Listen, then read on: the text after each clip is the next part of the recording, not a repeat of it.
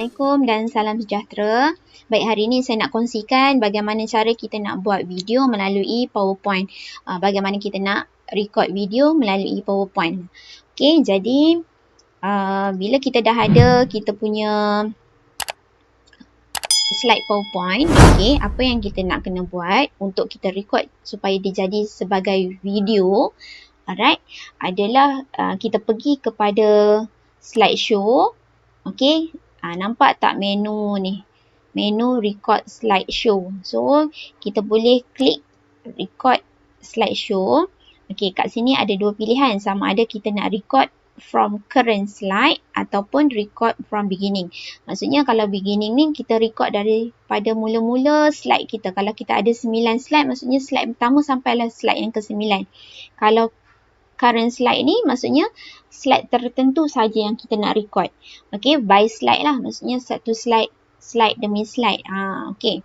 Kemudian kita ada clear. Clear kat sini bila kita dah buat recording, kemudian tiba-tiba ada kesilapan. So kita boleh clear dia punya timing dan juga dia punya narration. Okey. Jadi macam mana kita nak merecord? Kita tengok. Okey, katakanlah saya ambil untuk slide ni saja. So saya guna record from current slide lah. Okey, so paparan ni akan keluar bila kita nak merecord. Ada fungsi record, stop dengan replay. Jadi apa yang cikgu kena buat, kita akan tekan record ni lah untuk kita buat start recording.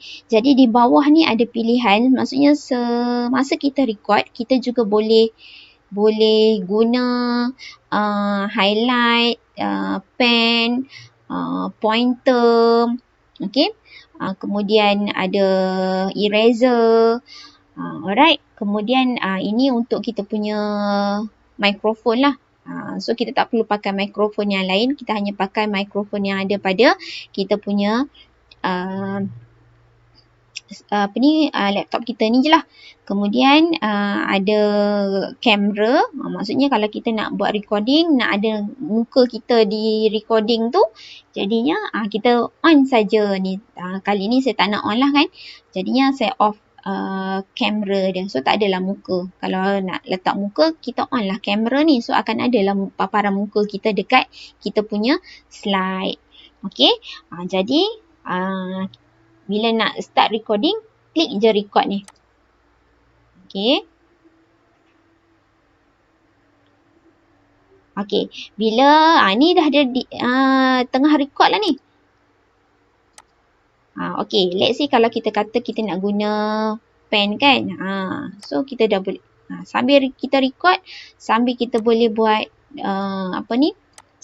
nak highlight ke, nak apa ke. Semua boleh. Okey. Kemudian bila dah selesai kita record, dah puas hati tu, just pangkah saja dekat atas ni. Close sahaja.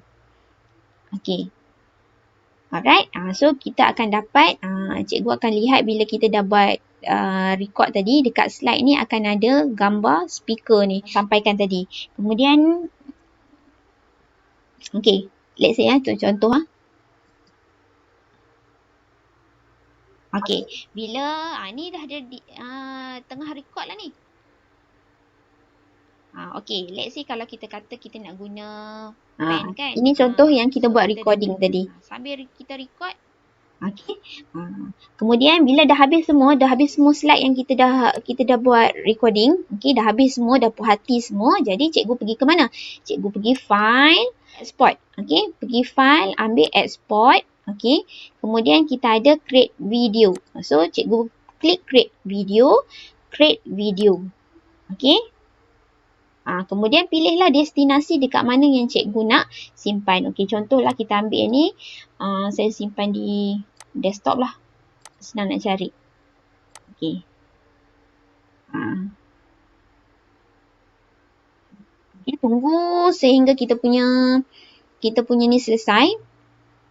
Okay, kita punya creating video ni, dia punya save dalam bentuk video ni selesai. Nanti kita tengok apa hasil dia. Okay, tadi kita dah save di dalam bentuk video. Sekarang ni kita cuba buka ni dia punya hasil dia tadi. Kita try run.